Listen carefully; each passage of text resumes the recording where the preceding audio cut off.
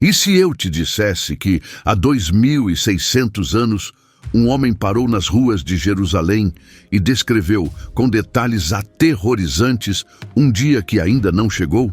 Um dia em que a terra inteira seria consumida, um dia em que os ricos jogariam sua prata e seu ouro nas ruas, porque o dinheiro não teria mais valor. Um dia em que as grandes cidades do mundo se tornariam terras devastadas, habitadas apenas por animais. Um dia em que o próprio Deus se levantaria do seu silêncio e falaria pela última vez. Esse homem era Sofonias. E sua profecia é um dos livros mais ignorados, mais subestimados e mais relevantes de toda a Bíblia. A maioria das pessoas nunca ouviu falar de Sofonias. Seu livro tem apenas 3 capítulos. Está enterrado no fundo do Antigo Testamento, espremido entre Abacuque e Ageu, 2 nomes que a maioria dos frequentadores de igreja nem conseguiria pronunciar. Pastores raramente pregam sobre ele, estudos bíblicos passam por cima dele. E, no entanto, esse pequeno livro contém o que pode ser a profecia mais completa sobre o fim do mundo em toda a Escritura. Não o Apocalipse, não Daniel, não Ezequiel, Sofonias. Porque enquanto esses livros nos dão símbolos e visões, dragões e bestas, selos e trombetas, Sofonias nos dá algo muito mais perturbador. Ele nos dá clareza. Ele descreve o dia do Senhor não em metáforas, mas em linguagem direta e devastadora que soa menos como poesia antiga e mais como as manchetes de amanhã. Preparem-se, porque a história de Sofonias não é apenas a história de um profeta. É a história do que acontece quando a paciência de Deus finalmente se esgota. E a pergunta aterrorizante que ela faz é esta: e se esse dia estiver mais perto do que imaginamos? Para entender Sofonias, primeiro precisamos entender quem ele era. Porque esse profeta não era um homem comum. Ele não era um agricultor como Amós, nem um sacerdote como Ezequiel, nem um pastor como Moisés. Sofonias era da realeza. O primeiro versículo do seu livro nos dá sua genealogia, e ela é extraordinária. Palavra do Senhor que veio a Sofonias, filho de Cusi, filho de Gedalias, filho de Amarias, filho de Ezequias. Sofonias, capítulo 1, versículo 1. 4 gerações. Isso é incomum para uma introdução profética. A maioria dos profetas é identificada apenas pelo nome do pai, mas Sofonias traça sua linhagem 4 gerações atrás, até um homem chamado Ezequias. E a maioria dos estudiosos bíblicos acredita que se trata do próprio rei Ezequias, um dos maiores e mais justos reis da história de Judá. Pense no que isso significa. Sofonias tinha sangue real. Era bisneto de um dos melhores reis de Judá. Tinha acesso ao palácio, entendia o funcionamento interno do governo, a corrupção das cortes, os acordos sussurrados nas câmaras reais. Não era um estranho gritando do lado de fora dos muros. Era alguém de dentro que sabia exatamente o quanto a casa havia apodrecido. E isso importa, porque a profecia que Sofonias entregou não era um aviso vago gritado do alto de uma colina. Era uma acusação precisa e cirúrgica contra a classe dominante, os sacerdotes, os comerciantes e o povo de Jerusalém, feita por alguém que havia caminhado pelos seus corredores, comido em suas mesas e visto seus pecados de perto. Mas para entender por que Deus enviou esse profeta naquele momento específico, precisamos entender o período terrível que o precedeu. Precisamos voltar ao capítulo mais sombrio da história de Judá, o reinado do rei Manassés. Ezequias, o ancestral de Sofonias, tinha sido um dos melhores reis que Judá já teve. Ele derrubou os altares de adoração a ídolos, purificou o templo, liderou um avivamento que trouxe a nação de volta a Deus. Sob Ezequias, Judá viveu um renascimento espiritual. Mas quando Ezequias morreu, seu filho Manassés assumiu o trono. e Manassés destruiu sistematicamente tudo o que seu pai havia construído. A Bíblia nos diz em 2 Reis, capítulo 21, que Manassés reconstruiu os altares pagãos que seu pai havia destruído. Ergueu altares a Baal, colocou um poste ídolo de Azerá dentro do próprio templo do Senhor. Adorou as estrelas e os planetas nos pátios do templo. Praticou feitiçaria, adivinhação e consultou médiuns e espíritas. E então a Bíblia nos diz algo que gela o sangue. Ele sacrificou seu próprio filho no fogo. Manassés pegou seu próprio filho e o queimou vivo como oferta a Moloque, o deus cananeu da morte. O rei do povo escolhido de Deus, na cidade que Deus havia escolhido para o seu nome, assassinou seu próprio filho em um altar pagão. Mas não parou por aí. A Bíblia diz que Manassés derramou tanto sangue inocente que encheu Jerusalém de uma ponta a outra. A tradição judaica antiga sustenta que o profeta Isaías foi martirizado durante o reinado de Manassés, cerrado ao meio dentro de um tronco oco enquanto se escondia dos soldados do rei. O maior profeta do Antigo Testamento, assassinado pelo seu próprio rei. Manassés reinou por 55 anos. 55 anos de terror espiritual. Uma geração inteira cresceu sem conhecer nada além de idolatria, violência e a adoração de todos os deuses, exceto o Deus de Israel. O templo do Senhor se tornou uma casa de Baal. As ruas de Jerusalém corriam com o sangue de inocentes, e o povo não resistiu. Seguiu seu rei na escuridão. Quando Manassés finalmente morreu, seu filho Amon assumiu o trono. Amon era, de certa forma, ainda pior. Abraçou toda a maldade que seu pai havia praticado, mas sem nem mesmo a aparência de arrependimento posterior. Depois de apenas 2 anos, seus próprios servos o assassinaram em seu palácio. E foi nesse mundo, nesse deserto espiritual, que um rei menino chamado Josias subiu ao trono aos 8 anos de idade. E foi durante o reinado de Josias que Deus levantou o profeta Sofonias. Este é o contexto. Este é o solo de onde a profecia brotou. Uma nação que havia passado mais de meio século mergulhada na idolatria. Um templo profanado. Um sacerdócio corrompido. Um povo que havia esquecido o que significava adorar o Deus vivo. E nessa escuridão, Deus enviou um príncipe com uma mensagem de fogo. Sofonias provavelmente começou a profetizar no início do reinado de Josias, antes das grandes reformas que viriam depois. Isso significa que ele falava no auge da crise, não depois que ela havia sido resolvida. Os ídolos ainda estavam de pé. Os sacerdotes de Baal ainda estavam ativos. Os fogos de Moloque ainda queimavam. E Sofonias não estava sozinho. Havia outro jovem em Jerusalém na mesma época, chamado a profetizar no 13º ano do reinado de Josias. Seu nome era Jeremias, 2 profetas, atuando na mesma cidade, no mesmo período, ambos entregando a mesma mensagem essencial: arrependam-se ou enfrentem a destruição. Sofonias, o príncipe de sangue real, e Jeremias, o sacerdote que chorava, vindo da aldeia de Anatote. Um falava com a autoridade de alguém de dentro da realeza. O outro falava com o coração partido de um homem que amava seu povo tão profundamente que não conseguia parar de chorar por eles. Juntos, formaram um terremoto profético que sacudiu Jerusalém até seus alicerces. É provável que a pregação de Sofonias tenha ajudado a preparar o terreno para a revolução espiritual que Josias lançaria. Porque algo extraordinário aconteceu no 18º ano do reinado de Josias, quando o rei tinha 26 anos. Durante as reformas do templo, o sumo sacerdote Hilquias descobriu um rolo que havia sido perdido: o livro da lei, a Torá.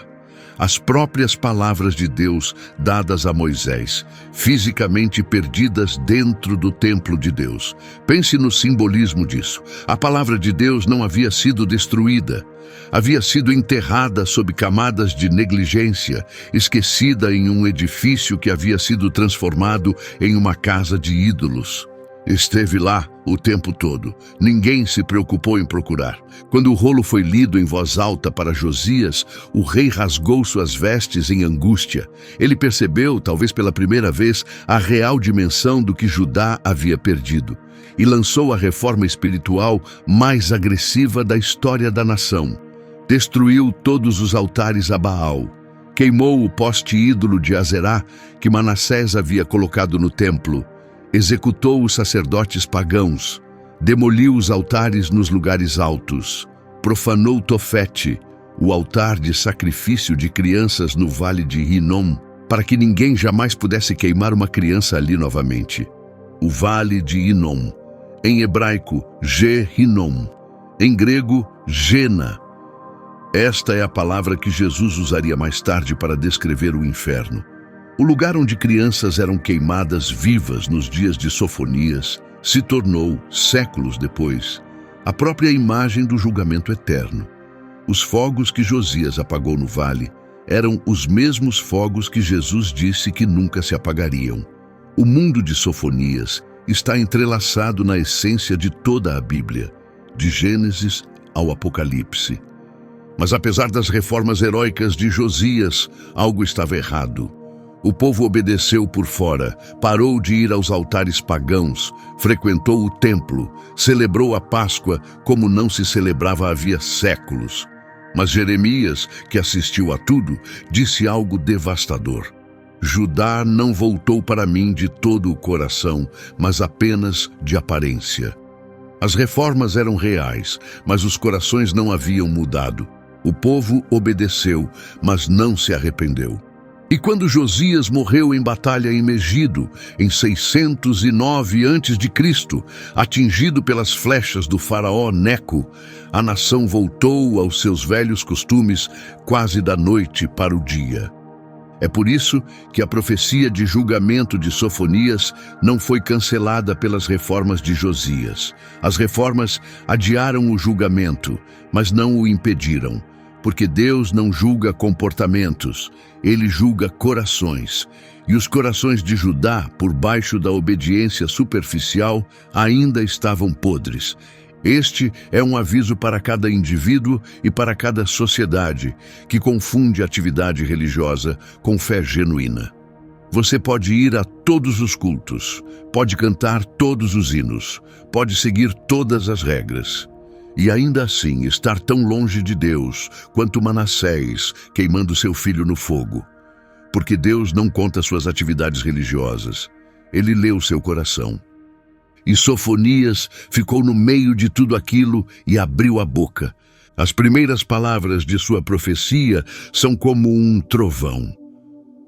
Destruirei totalmente todas as coisas sobre a face da terra, diz o Senhor.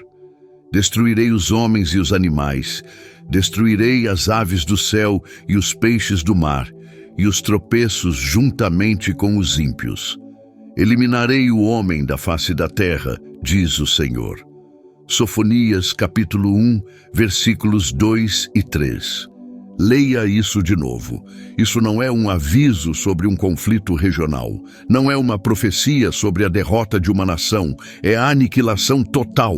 Humanidade, animais, aves, peixes, tudo, varrido. A linguagem aqui espelha deliberadamente o relato da criação em Gênesis, mas ao contrário. Em Gênesis, Deus cria peixes, depois aves, depois animais, depois a humanidade. Em Sofonias, Deus destrói a humanidade, depois os animais, depois as aves, depois os peixes. É uma descriação. Um desmonte do mundo, camada por camada, na ordem exatamente oposta em que foi construído. Isso não é coincidência. Sofonias está nos dizendo que o julgamento que virá não é uma simples punição. É uma reversão da própria criação. Como se Deus estivesse dizendo, vocês corromperam tão profundamente o que eu fiz, que vou desfazê-lo e começar de novo. Os ecos do dilúvio de Noé são inconfundíveis, e assim como nos dias de Noé, a questão não é se o julgamento virá. A questão é se alguém ficará de pé quando ele chegar. Mas antes de tratar da terra inteira, Sofonias volta seu olhar para o lugar onde o julgamento sempre começa: a casa de Deus. Estenderei a minha mão contra Judá e contra todos os habitantes de Jerusalém. Sofonias, capítulo 1, versículo 4. Deus não começa com a Babilônia, não começa com o Egito ou a Assíria. Começa com o seu próprio povo, porque o julgamento sempre começa com aqueles que sabem mais. Aqueles que possuem a verdade e escolhem ignorá-la carregam uma responsabilidade maior do que aqueles que nunca a conheceram. E os pecados que Sofonias cataloga são impressionantes em sua especificidade. Esta não é uma acusação vaga de "vocês pecaram". É uma auditoria minuciosa da alma de uma nação. Primeiro, eliminarei deste lugar todo vestígio de Baal, os próprios nomes dos sacerdotes idólatras. A adoração a Baal havia se enraizado tanto em Judá que sacerdotes pagãos atuavam abertamente ao lado do sacerdócio legítimo dos levitas. Duas religiões funcionando em paralelo, na mesma cidade, servindo as mesmas pessoas, e ninguém via a contradição. Segundo, aqueles que se prostram nos terraços para adorar o exército dos céus. Adoração astral. Os terraços de Jerusalém haviam se tornado pontos de observação para adorar o sol, a lua, os planetas e as constelações. O Deus que fez as estrelas havia sido substituído pelas estrelas que ele fez. Terceiro, aqueles que se prostram e juram pelo Senhor, mas que também juram por Moloque. Esta é a acusação mais condenatória de todas.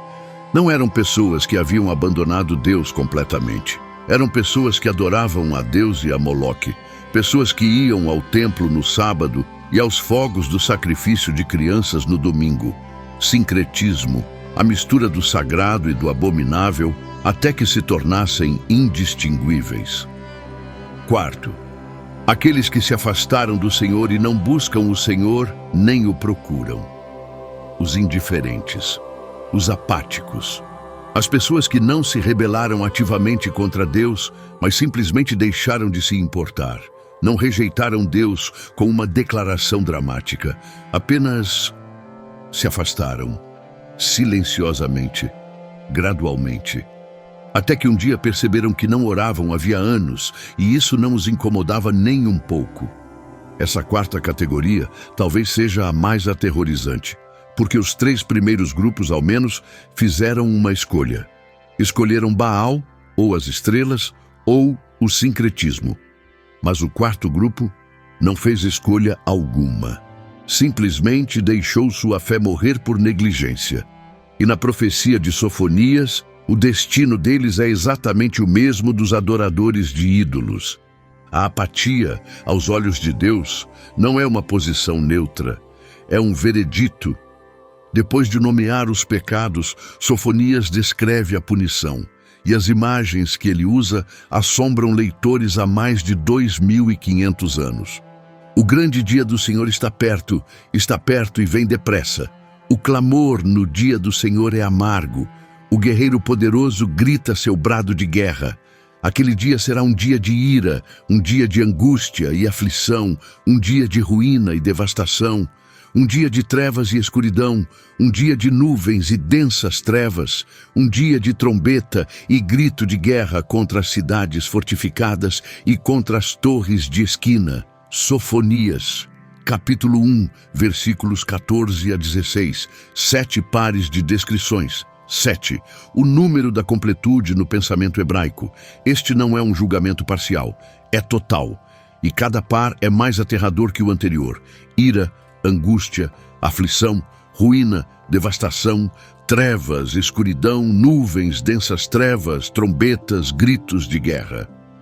É uma parede de som e fúria que não deixa onde se esconder. Essa passagem, aliás, se tornou um dos textos mais famosos de toda a civilização ocidental. No século XIII, o frade franciscano Tomás de Celano transformou esses versículos em um hino em latim chamado Dies Irae, o Dia da Ira. Durante 700 anos, esse hino foi cantado em todas as missas fúnebres católicas na Europa. Mozart musicou-o. Verdi fez dele o centro trovejante do seu Requiem. Incontáveis compositores, pintores e escritores se inspiraram nessas exatas palavras para retratar o juízo final. Toda vez que você viu uma pintura do juízo final, com seu fogo e escuridão e humanidade aterrorizada, você estava olhando para a visão de Sofonias. Mas Sofonias não para nas imagens cósmicas. Ele se torna pessoal, devastadoramente pessoal. Trarei tanta angústia sobre as pessoas que andarão às cegas como cegos porque pecaram contra o Senhor. Seu sangue será derramado como pó e suas entranhas como lixo. Nem a sua prata nem o seu ouro poderão salvá-los no dia da ira do Senhor. Sofonias capítulo 1, versículos 17 e 18. Nem a sua prata nem o seu ouro poderão salvá-los. Em uma única frase, Sofonias destrói a mais antiga fantasia humana. A crença de que a riqueza oferece segurança. Que se você tiver dinheiro suficiente, poder suficiente, influência suficiente, pode comprar a saída de qualquer situação. No dia do Senhor, diz Sofonias, seu dinheiro não vale nada. Seu patrimônio é cinza.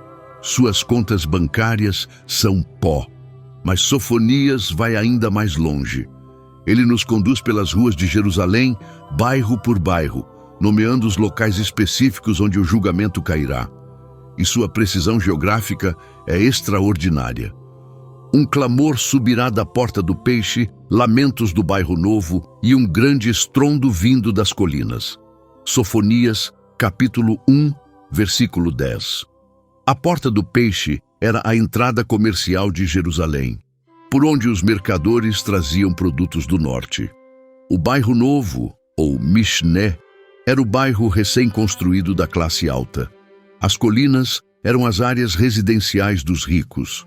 Sofonias está dizendo: o julgamento entrará pelo mercado, varrerá os bairros nobres e se chocará contra as casas nas colinas. Comércio, riqueza e privilégio, tudo consumido em sequência. Lamentem vocês que vivem no bairro do mercado, todos os seus comerciantes serão exterminados, todos que negociam com prata serão destruídos. Sofonias, capítulo 1, versículo 11. O bairro do mercado, o Maktesh, um vale literalmente em forma de pilão em Jerusalém, onde os comerciantes se reuniam. Sofonias é tão específico que arqueólogos já debateram a localização exata desse mercado. Ele não está falando em metáforas. Está apontando para ruas, nomeando bairros, identificando os comerciantes pelo seu distrito. Este é um profeta que caminhava por essas ruas todos os dias e sabia exatamente quem morava onde e o que fazia. Esse nível de especificidade serve a um propósito devastador.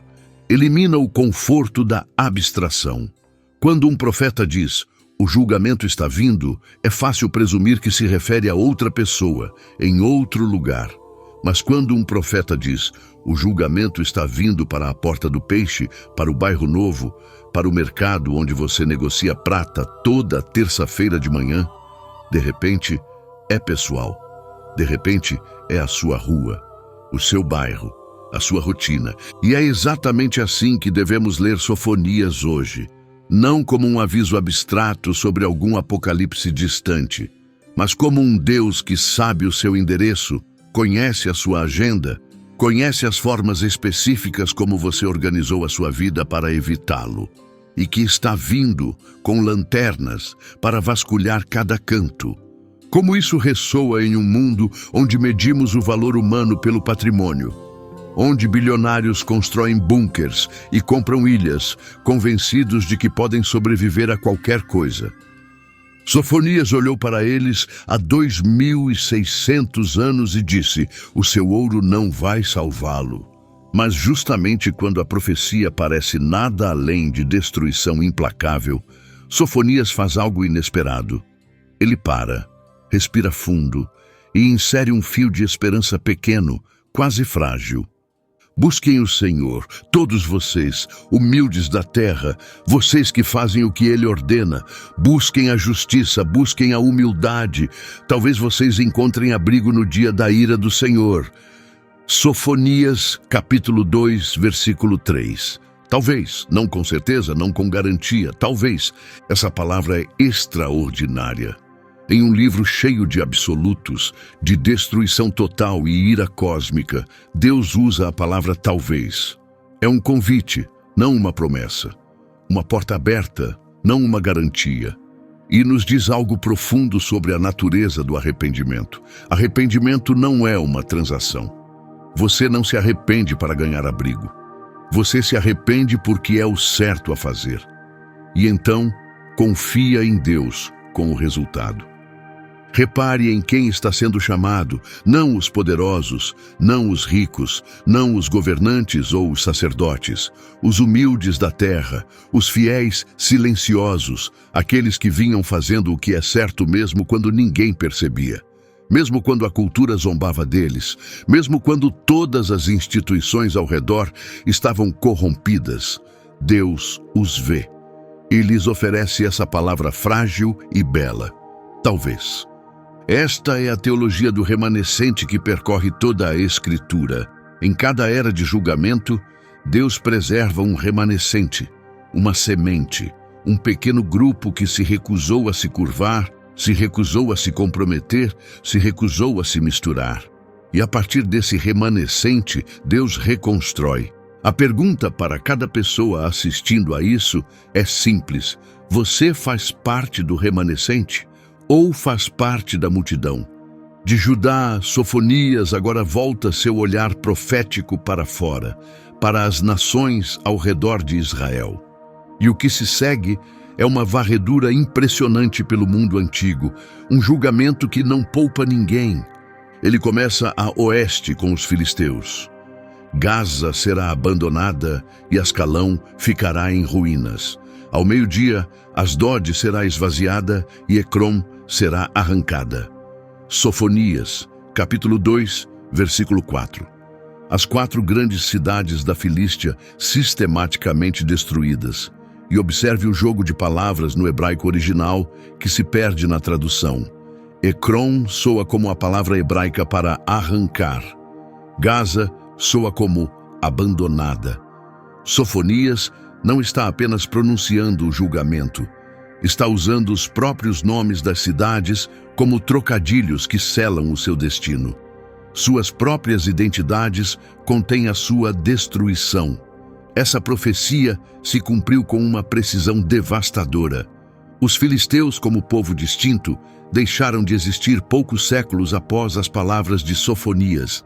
Suas cidades foram conquistadas, primeiro pela Babilônia, depois pela Pérsia, depois por Alexandre, o Grande. Hoje, as antigas cidades filisteias são sítios arqueológicos, ruínas, exatamente como Sofonias descreveu. Depois ele se volta para o leste, para Moabe e Amon. Ouvi os insultos de Moabe e as zombarias dos amonitas que insultaram meu povo e fizeram ameaças contra a sua terra. Portanto, tão certo como eu vivo, declara o Senhor dos Exércitos, o Deus de Israel, Moabe se tornará como Sodoma, os amonitas como Gomorra, um lugar de ervas daninhas e poços de sal, uma terra desolada para sempre. Sofonias, capítulo 2, versículos 8 e 9. Moabe e Amon. 2 nações nascidas da relação incestuosa de Ló com suas filhas após a destruição de Sodoma. E agora Sofonias diz que compartilharão o destino de Sodoma. Os filhos do sobrevivente de Sodoma terminarão como a própria Sodoma. O ciclo do pecado, atravessando gerações, finalmente se fechando. Hoje, os antigos territórios de Moabe e Amon ficam na Jordânia moderna. As grandes cidades moabitas são escombros. A capital amonita está enterrada sob Amã. Mas a desolação que Sofonias descreveu, Os poços de sal e as terras devastadas ainda podem ser vistos ao longo das margens do Mar Morto, exatamente onde Moabe um dia floresceu. Depois ele se volta para o sul, para Cuxi, o antigo reino que abrangia o atual Sudão e a Etiópia. Vocês também, cuxitas, serão mortos pela minha espada. Uma frase breve, quase casual em sua brevidade, mas devastadora em seu alcance. Uma civilização inteira descartada em uma única linha. E por fim, ele se volta para o norte, para a Assíria, a superpotência, o império que havia aterrorizado o mundo antigo por 3 séculos. A nação que havia destruído o reino do norte de Israel e espalhado suas 10 tribos aos ventos. A máquina militar mais temida que o mundo já conhecera. Ele estenderá a sua mão contra o norte e destruirá a Assíria, deixando Nínive completamente desolada e seca como o deserto. Rebanhos e manadas se deitarão ali, criaturas de toda espécie. A coruja do deserto e a coruja que chia pousarão em suas colunas. Seus pios ecoarão pelas janelas, escombros encherão as portas, as vigas de cedro ficarão expostas. Esta é a cidade festeira que vivia em segurança. Ela dizia a si mesma: eu sou a única, e não há outra além de mim, como ficou em ruínas um covil de animais selvagens. Sofonias, capítulo 2, versículos 13 a 15. Eu sou a única, e não há outra além de mim. Ouça essas palavras. Esta é a linguagem da divindade. Apenas Deus pode dizer, não há outro além de mim. E aqui, uma cidade humana reivindica isso para si mesma. Nínive havia se tornado tão poderosa, tão rica, tão dominante, que acreditava ser eterna, intocável, além do alcance de qualquer força no universo. Sofonias profetizou a destruição de Nínive por volta de 630 a.C. Menos de 20 anos depois, em 612 a.C., a grande cidade caiu diante de uma força combinada de babilônios e medos. Caiu tão completamente, tão totalmente, que em poucas gerações o mundo esqueceu onde ela ficava. Por mais de 2000 anos, Nínive era um mito. Historiadores debatiam se ela sequer tinha existido. Só foi redescoberta em 1847, quando Austen Henry Layard escavou suas ruínas sob um monte de terra perto de Mossul, no Iraque. Corujas pousadas em colunas, animais selvagens nas portas, desolação total. Sofonias descreveu isso 26 séculos antes de os arqueólogos confirmarem. Quando você estuda essas profecias contra as nações, surge um padrão que deveria deixar toda a superpotência moderna desconfortável. Oeste, leste, sul, norte. Nenhuma direção é segura, nenhuma aliança protege, nenhuma força militar perdura. Toda nação que se exalta acima de Deus, que diz, eu sou a única e não há outra além de mim, acabará se tornando uma ruína onde animais dormem nas portas.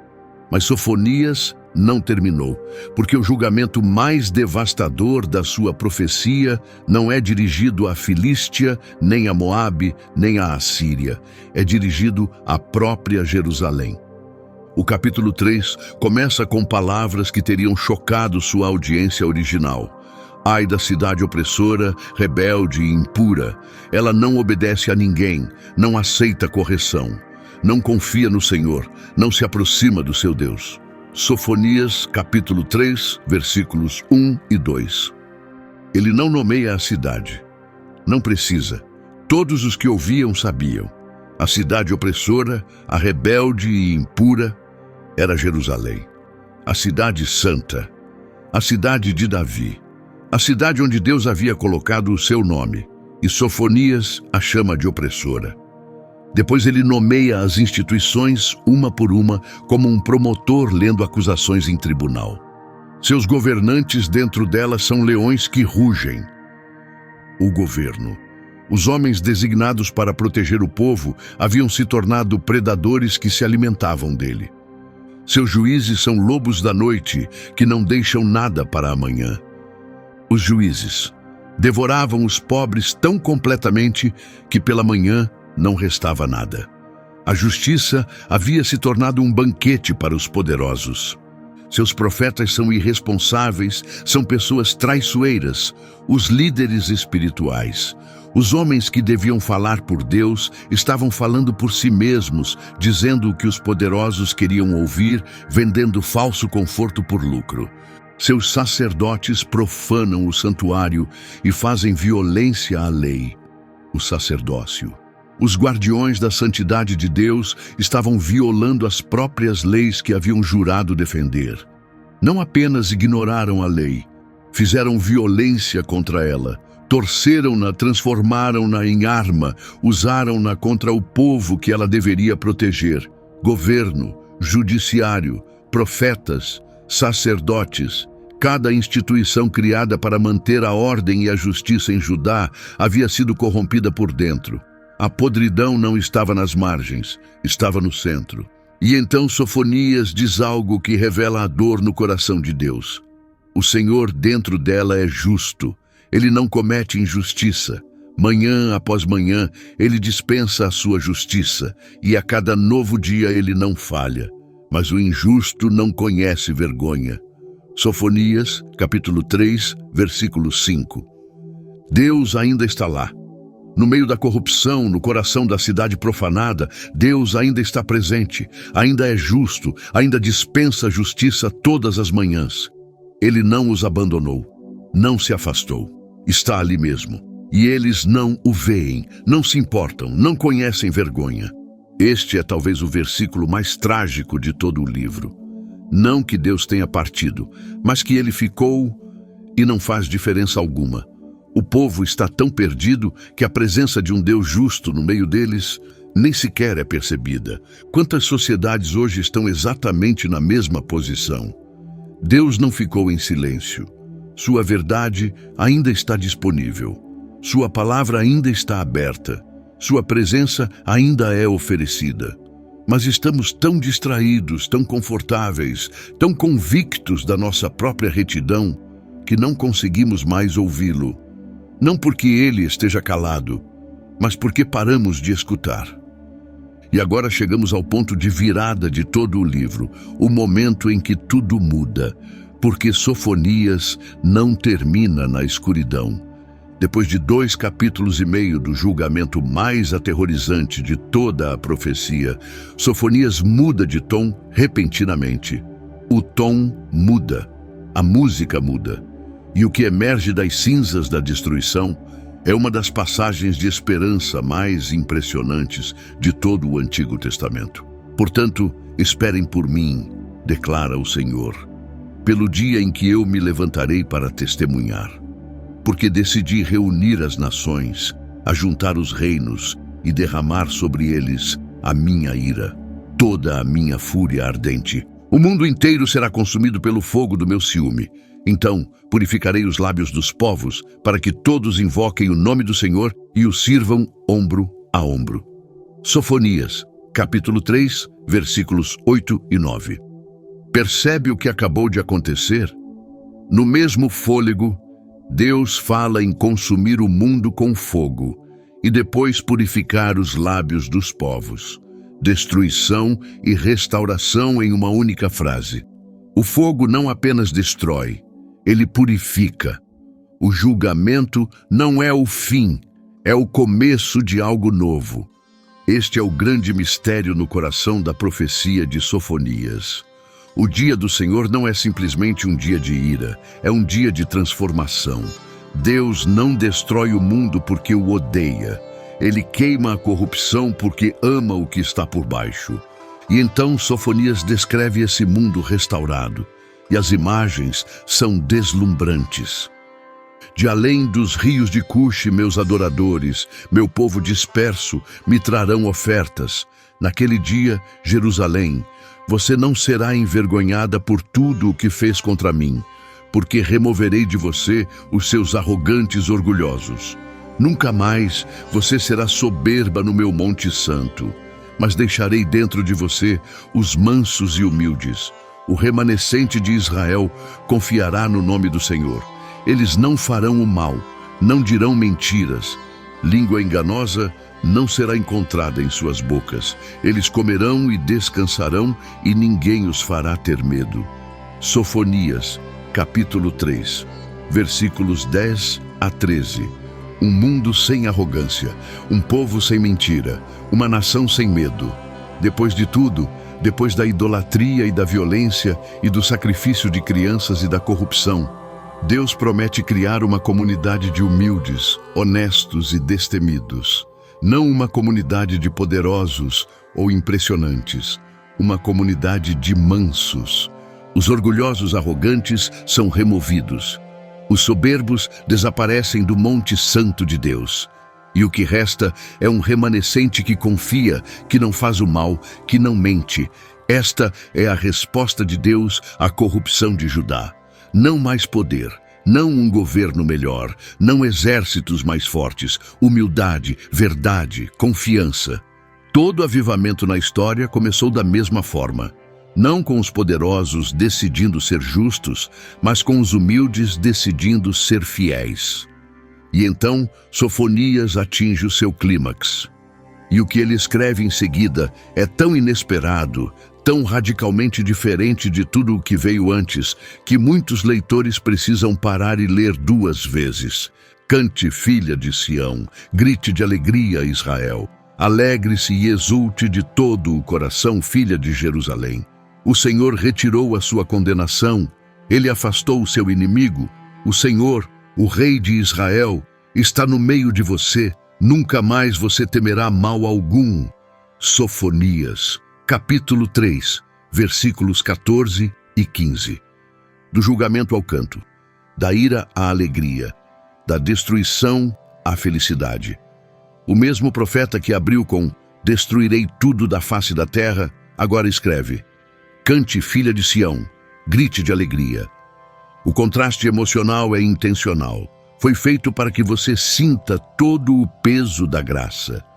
Você não pode entender a alegria da restauração se antes não entendeu o horror do que foi perdido. Mas o versículo mais extraordinário de Sofonias, o versículo que fez teólogos chorarem por séculos, vem a seguir. O Senhor teu Deus está no meio de ti, poderoso para salvar. Ele se alegrará por ti com grande júbilo. Ele te aquietará com o seu amor. Ele exultará por ti com cânticos de alegria. Sofonias, capítulo 3, versículo 17. Deixe cada palavra penetrar. Deus está no meio de ti, não distante, não observando do céu. Presente, aqui, entre nós.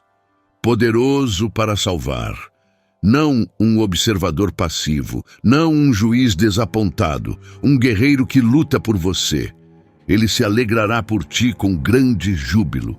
Deus, o Criador do universo, o juiz de toda a terra, aquele que acabou de descrever o mundo sendo consumido pelo fogo, está feliz por causa de você. Ele se alegra por você. Ele te aquietará com o seu amor. Quando você está com medo, quando as tempestades rugem, quando o julgamento ecoa, ele não dá sermão, não condena, ele te aquieta com amor, como um pai segurando uma criança assustada no meio da noite. Ele exultará por ti com cânticos de alegria. Este é o versículo que muda tudo. Deus canta, o Todo-Poderoso, o Infinito, o Eterno, canta, e Ele canta sobre você, não um hino de julgamento, não um lamento, um cântico de alegria, um cântico de amor, um cântico de celebração. Em toda a Bíblia, este é o único versículo que descreve explicitamente Deus cantando. E está aqui, no livro profético mais sombrio e cheio de julgamento do Antigo Testamento, no exato lugar onde menos se esperaria encontrar ternura. Encontramos Deus cantando uma canção de amor sobre o seu povo. Este é o coração da mensagem de Sofonias. Não o julgamento, não a ira, o amor. Um amor tão intenso que queimará tudo o que não é amor para alcançar você. Um amor tão terno que, quando finalmente chega, canta. Então, o que Sofonias significa para nós hoje? Por que essa profecia antiga deveria importar para alguém vivendo no século 21? Porque o mundo que Sofonias descreveu é o nosso mundo. Ele descreveu uma sociedade onde as pessoas adoravam múltiplos deuses ao mesmo tempo, misturando sua fé com qualquer tendência espiritual que parecesse atraente. Olhe ao seu redor. Vivemos numa era de consumismo espiritual, onde as pessoas escolhem crenças de uma dúzia de tradições, construindo uma religião sob medida que não exige nada e não desafia nada. Chamamos isso de ser espiritualizado, mas não religioso. Sofonias chamou de sincretismo e disse que isso traria julgamento. Ele descreveu uma sociedade onde os ricos acreditavam que seu dinheiro os protegeria de qualquer crise. Olhe ao seu redor. Vivemos num mundo de bunkers para o fim do mundo, ilhas privadas e planos de fuga de bilionários. Sofonias disse que o ouro deles não os salvaria. Ele descreveu uma sociedade onde os líderes eram predadores, os juízes eram corruptos, os profetas eram mentirosos e os sacerdotes violavam as próprias leis que deviam defender. Preciso mesmo traçar o paralelo? Olhe para qualquer jornal, olhe para qualquer instituição. A podridão que Sofonias descreveu é a podridão em que vivemos. Ele descreveu uma sociedade onde o povo não tinha rejeitado Deus abertamente, mas simplesmente havia caído na apatia. Não buscavam o Senhor, não o procuravam, apenas pararam de se importar. E isso, diz Sofonias, tem o mesmo peso de uma rebelião ativa. Na economia de Deus, a indiferença não é neutra, é uma escolha, e é uma escolha condenatória. Ele descreveu uma sociedade viciada em conforto e convencida da sua própria segurança. Naquele tempo, vasculharei Jerusalém com lanternas e punirei aqueles que estão acomodados, que são como vinho que ficou sobre a borra, que pensam: o Senhor não fará nada, nem bem, nem mal. Sofonias, capítulo 1, versículo 12. Vinho sobre a borra. Esta é a imagem da estagnação, de pessoas que se acomodaram numa preguiça espiritual confortável, que acreditam que Deus praticamente se aposentou, que Ele nem recompensa o bem nem pune o mal, que o universo é indiferente. Não são ateus. Acreditam que Deus existe, apenas acreditam que Ele é irrelevante, e então constroem suas vidas como se Ele não estivesse lá. Quantas pessoas hoje vivem exatamente nesse estado? Não hostis a Deus, não o rejeitando, simplesmente ignorando-o, seguindo suas rotinas, construindo suas carreiras, acumulando riquezas, rolando as redes sociais, preenchendo cada momento com barulho para nunca precisar ficar no silêncio onde Deus poderia realmente falar. Os acomodados, os assentados, os que ficaram sobre a borra. Sofonias diz que Deus os procurará com lanternas. Irá casa por casa, canto por canto, e encontrará cada um deles. Não há como se esconder na multidão. Não há segurança em ser mediano. Mas Sofonias também descreveu outra coisa. Descreveu um remanescente, um pequeno grupo de humildes e fiéis que se recusou a seguir a multidão, que buscou a justiça quando ninguém mais buscava, que buscou a humildade quando a cultura adorava a autopromoção, e Deus os viu, e Deus os abrigou, e da fidelidade deles, Deus reconstruiu o mundo. Este é o convite escondido no meio do fogo de Sofonias. Você não precisa fazer parte da destruição. Você pode fazer parte do remanescente. Vamos falar sobre o dia do Senhor. Porque a profecia de Sofonias opera em 2 níveis ao mesmo tempo, e entender isso é fundamental. Em um nível, o dia do Senhor se refere ao julgamento histórico que caiu sobre Judá dentro de uma geração após a profecia de Sofonias. Em 586 a.C., Nabucodonosor e seu exército babilônico romperam as muralhas de Jerusalém, queimaram o templo até o chão e levaram o povo para o exílio. Tudo o que Sofonias havia advertido se cumpriu. as instituições corrompidas, os sacerdotes idólatras, os ricos arrogantes, as massas apáticas. Todos foram varridos, exatamente como prometido. Mas em outro nível, o dia do Senhor aponta muito além da Babilônia. A linguagem de Sofonias é vasta demais, cósmica demais, total demais, para se referir apenas a um único evento histórico. Destruirei tudo da face da terra. O mundo inteiro será consumido. Decidi reunir as nações. Isso não é a queda de uma cidade, é o fim de uma era. Ao longo da Escritura, o dia do Senhor é um conceito que cresce e se aprofunda com cada profeta que o aborda. Joel o vê como um dia de gafanhotos e trevas. Isaías o vê como um dia em que os orgulhosos são humilhados. Amós o vê como um dia de acerto de contas inevitável. Malaquias o vê como uma fornalha ardente. E no Novo Testamento Pedro diz: o dia do Senhor virá como um ladrão. Os céus desaparecerão com grande estrondo. Os elementos serão destruídos pelo fogo, e a terra e tudo o que nela se fez será exposto. A contribuição de Sofonias para essa tradição profética é única porque ele mantém ambas as dimensões em tensão. Descreve um julgamento que é ao mesmo tempo local e universal, histórico e escatológico, cumprido e ainda por vir. A destruição de Jerusalém em 586 a.C. foi uma prévia, um ensaio geral, uma sombra de algo infinitamente maior. E é isso que torna Sofonias tão relevante hoje, porque se suas palavras foram parcialmente cumpridas pela Babilônia, e se os padrões que ele descreveu, o sincretismo, a corrupção, a apatia, a autossuficiência arrogante, são os mesmos padrões que vemos no nosso mundo hoje, então o cumprimento final pode estar mais perto do que qualquer um de nós quer admitir. Sofonias não é apenas uma lição de história, é um despertador, e o alarme está tocando. Mas há uma parte da profecia de Sofonias que a maioria dos pregadores ignora, e talvez seja a parte mais importante de todas.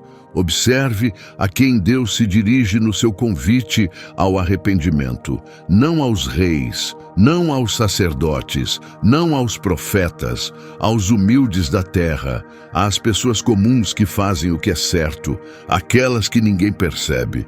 Ao longo da Bíblia, as mensagens mais importantes de Deus são quase sempre entregues aos que passam despercebidos. Uma nação escravizada no Egito, um menino pastor chamado Davi, uma adolescente em Nazaré, um grupo de pescadores à beira de um lago.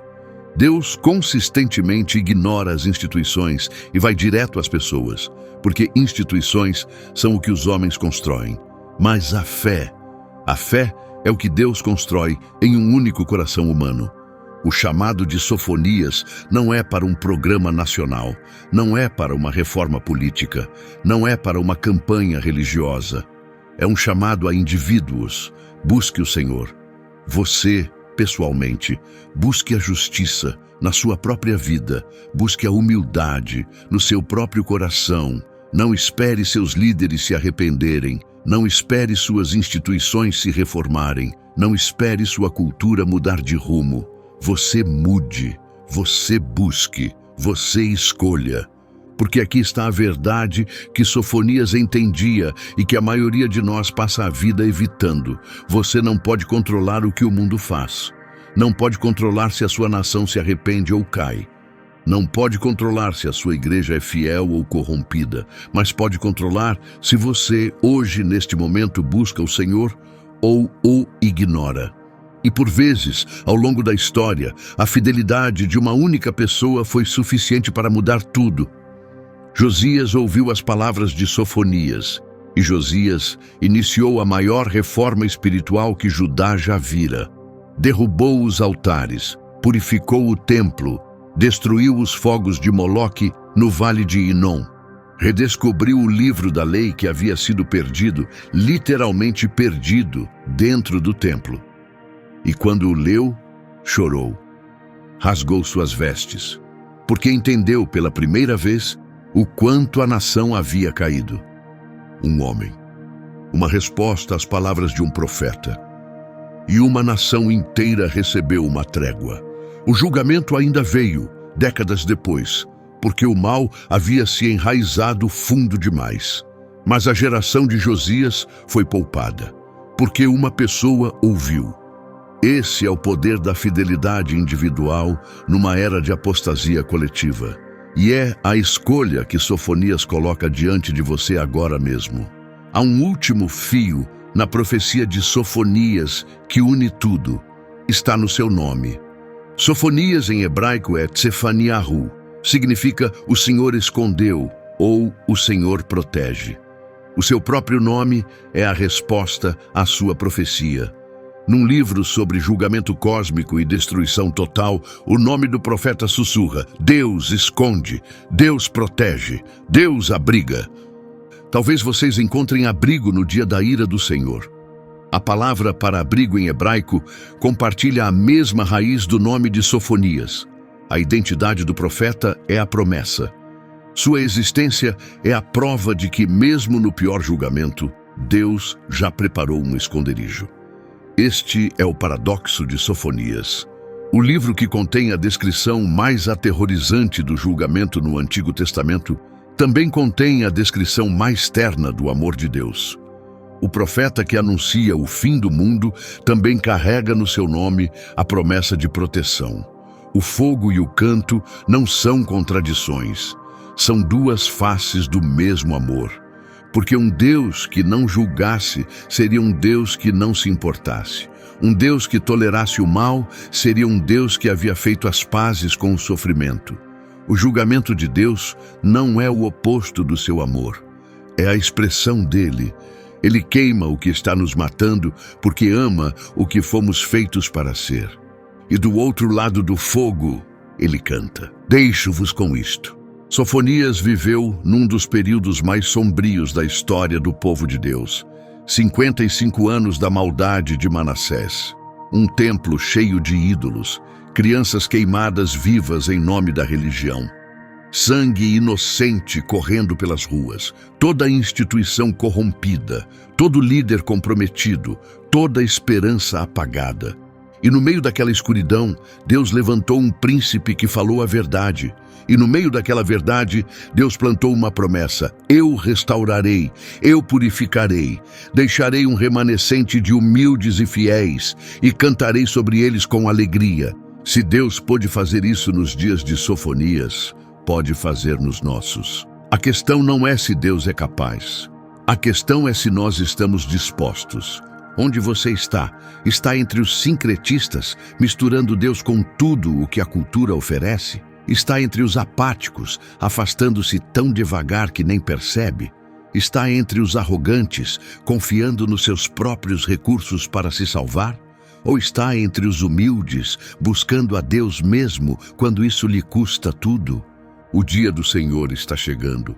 Sofonias deixou isso claro, mas o canto também. E a pergunta que paira sobre a sua vida, sobre a minha vida, sobre toda a história, é de uma simplicidade avassaladora. Quando o fogo tiver queimado tudo o que não é verdadeiro, restará alguma coisa em você? Ou você estará entre aqueles sobre quem Deus canta? Busque o Senhor, busque a justiça, busque a humildade. Talvez você encontre abrigo. Obrigado por assistir a esta jornada pela profecia de Sofonias.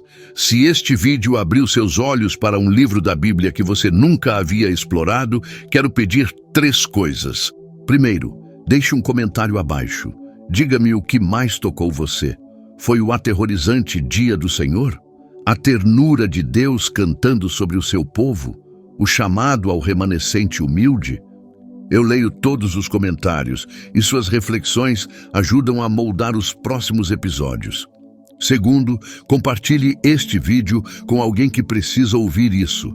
Alguém que está buscando, alguém que está se afastando, alguém que esqueceu que Deus ainda fala.